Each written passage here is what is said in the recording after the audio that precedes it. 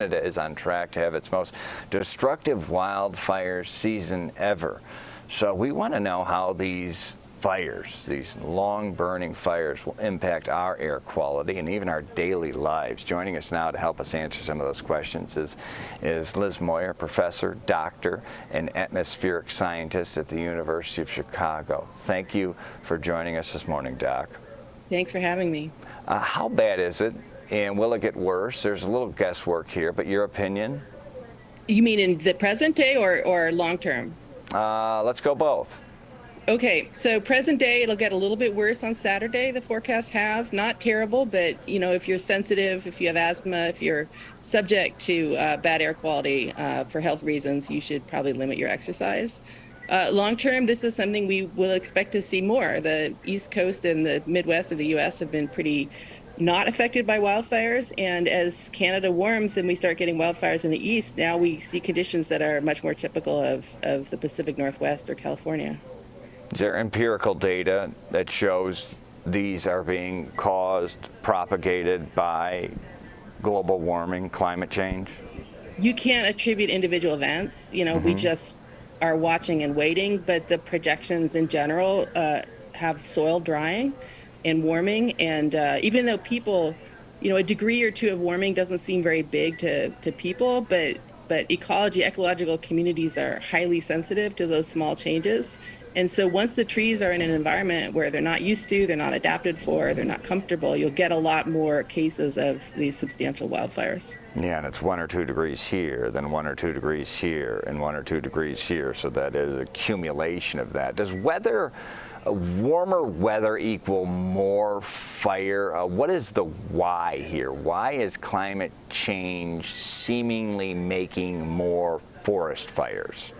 Well, it is definitely, all of the projections have a drying of the soil. So there is the tendency for things to get drier. But the big issue is just that there's change going on. And so you'll end up with forests that aren't adapted for the conditions they're in. And that's where, when you have drier conditions in a forest that expects it to be cooler, you don't have the right species. They're not, can't withstand those changes, and you're much more prone to get fires under those circumstances. So change brings changes, and that's what we're seeing now. Yeah, interesting. So, it's not like hot enough where all of a sudden these trees are combusting. No, we're not. The whole world is not going to combust. Right, yeah, exactly. Right. But what we are saying is it makes it more susceptible. A tree that, we'll say 15 degrees ago wouldn't have been able to be lit on fire is now able to be lit on fire in case someone throws a cigarette or something like that. Exactly. So let's go to air quality. As our Ed Curran meteorologist here says, the particulate is so small it's extremely dangerous. How does wildfire smoke compare to other types of pollution we might be used to, and why is it so dangerous? So the jarhead in me, which there lives a jarhead, says, ooh, bigger particulate, more dangerous, but it's like smaller particulate, more dangerous because it's inhalable, it's more insidious, it's you don't necessarily know you're breathing in. And how does the correlation work there? So they lodge the smaller particles. Your body is designed to filter out big things, right? That's why you have hair in your nose, because they're filtering. But they can't filter out these little guys. The PM 2.5 that you hear that mentioned a lot, those particles are much smaller than the diameter of a human hair, right? They're tiny, they're invisible, and so they hang in the air for a long time. They don't fall out. They'll wash out with a rainfall, but so they stick around for a long time. They're ubiquitous and they last.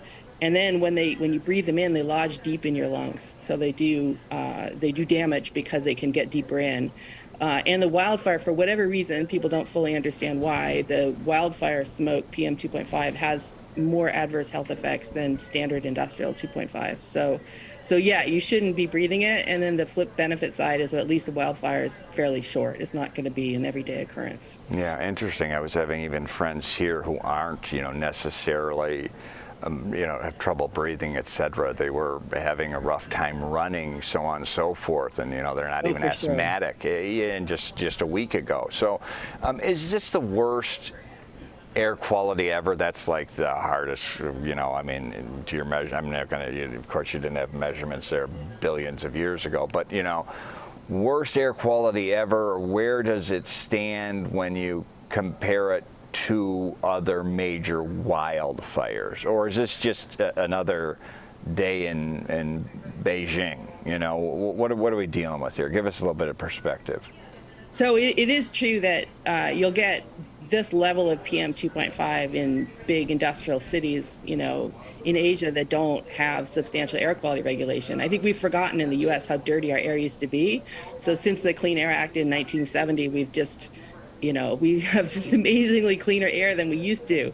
The levels in New York City at its worst, when you saw those photographs where the sky was orange and you could, you know, barely see the skyscrapers, that was not even quite as bad as the 2020 wildfires in Portland.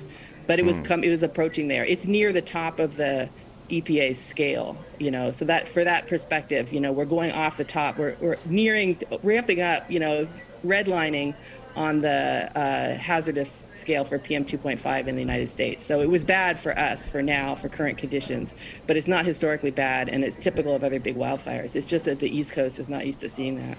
Yeah, okay, interesting, and really important perspective, and a great Q&A. Your questions were spot on, succinct, and even digestible for my still developing early morning mind. So thank you, Dr. Liz Moyer, Professor of Atmospheric Science at the University of Chicago. We appreciate you joining us, and we look forward to having you on again soon. Glad to be here.